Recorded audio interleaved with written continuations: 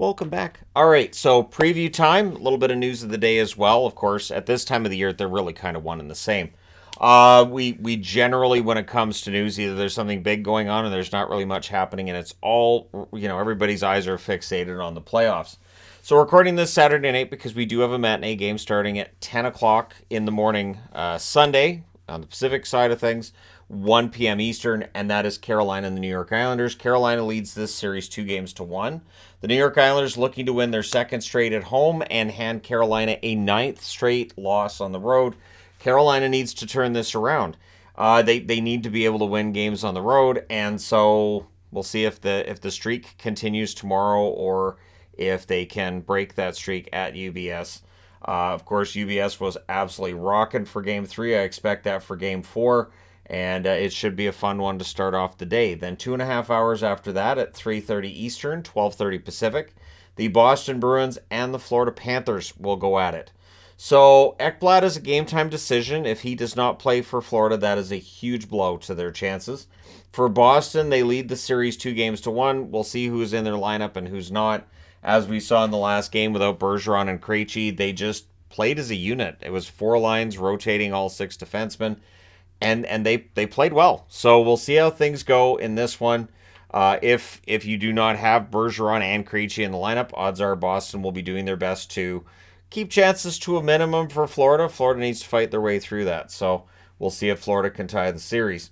6:30 Eastern, 3:30 Pacific. And yes, I'm wearing a jersey of a team I cheer for a preview, because for Dallas, it's really do or die. And in my mind, if they don't win this one tomorrow and if Ottinger doesn't come up with a big game, Minnesota could make this a quick series. We won't see any sweeps in the first round this year, but we could see some 5-game series. So for Minnesota, they're up 2-1. Gustafson's been absolutely fantastic. Ottinger needs to outduel him. It really is that simple. Otter's going to need to channel some of the energy he had against Calgary last year.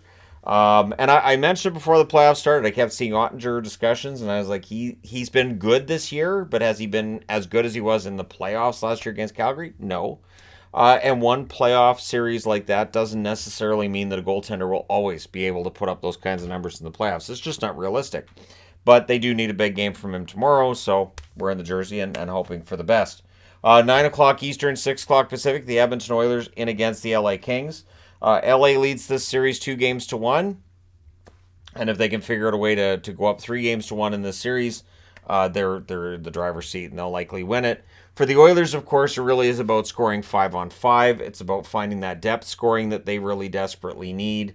The Oilers have had their issues this postseason, but really, it's also about holding leads. They've gotten leads in every game, and they just need to be able to hold those leads. The Kings have been good at fighting back. Korpisalo's been fantastic.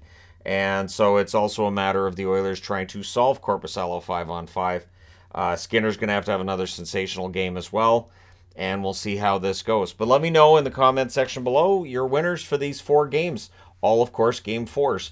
The Winnipeg Jets. So rough news out of tonight. Not just that Morrissey missed the rest of that game against Vegas, which they lost in double overtime, but Morrissey will not return for the rest of the series. It's a lower body injury for him, and that's a huge blow. I've already seen articles on what does this do to the Jets' chances. It doesn't help the Jets' chances. Morrissey, early in the season and up to about the halfway mark, looked like he was one of the favorites for the Norris Trophy. Now, his play slipped off a little bit in the second half, but by the end of the season, he had gotten back to some of that form. And losing that off the blue line, I don't think anybody can replace it. You'll kind of have to do what they did today and go by committee. I like Pionk. I like Pionk a lot. I like guys like Sandberg too, but are any of them Morrissey? No. And so that's really where Winnipeg's at. They're going to have to use a committee and figure out how this is going to work. Colorado. So Nichushkin didn't play tonight. Jared Bednar saying he's not with the team for personal reasons. No word on when he's going to return, what those personal reasons are.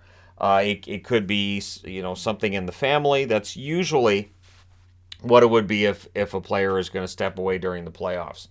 If you're an Avs fan, though, the good news is, as we saw tonight, they have a lot of depth.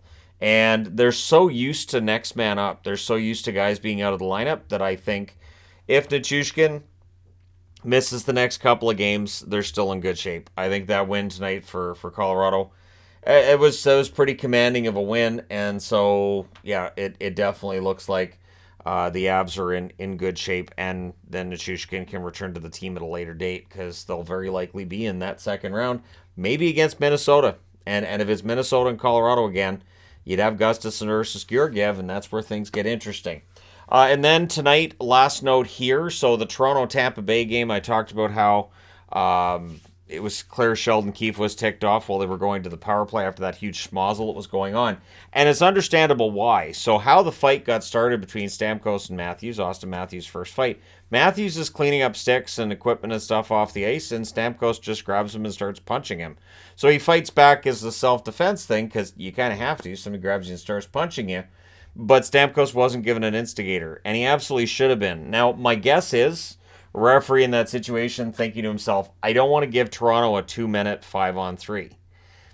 And that's something that would be my guess anyways, a referee saying I don't want to give a, because it's a close game and it's a playoff game.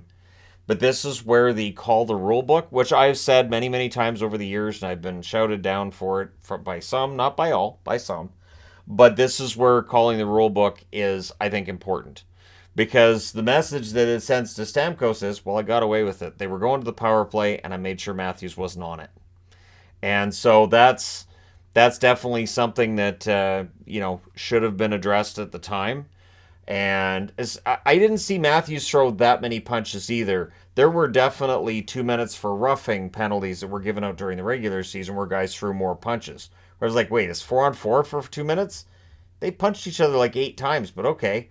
And so there's definitely an inconsistency there. So it'll be interesting to see if something changes with referee assignments, because the NHL doesn't tell us what goes on with this, but we know that they track this, and there are scores given for referees. And there have been instances in the past where referees just aren't working any more playoff games because of calls that are made or calls that are not made. So if you're an upset Toronto fan, all right, they're with you. You're right. That should have been an instigator penalty on Stamkos, and we'll see how Game 4 goes for them. For Toronto, they need to put that out of their mind and just realize, hey, we're up 2-1. If they go up 3-1, they should win it. And the interesting thing with Toronto, of course, is because it's so many years now that we've been going through this, so they should win this year, right? Until they actually win that fourth game and move on to the next round, there will not be very many people that will believe that can happen. So even if they go up 3-1, the expectation, I would think, would be that they'll blow it. They're going to lose that lead. But one thing for Toronto is if they can get that 3-1 series lead, and they're going home with a 3-1 series lead in front of the fans, they should get that victory then, right? Like, because then it's not a 7th game setup. It's not that kind of a scenario.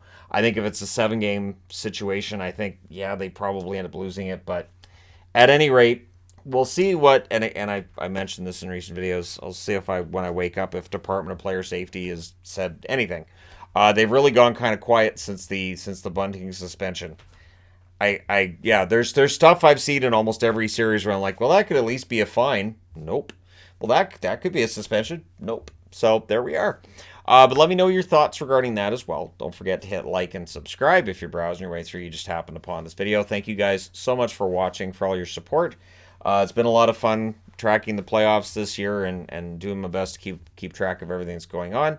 It could be a challenge. At one point tonight, there were 3 games on at the exact same time. And of course, unlike during the regular season where I just changed channels, I do not change channels right now. I have 1 game on TV, and if there are 2 games going, I have 2 on the computer, and I'm trying to watch what's going on in all the games at the same time. It can be tricky. Anyways, thank you guys so much for all your support. I will talk to you again soon.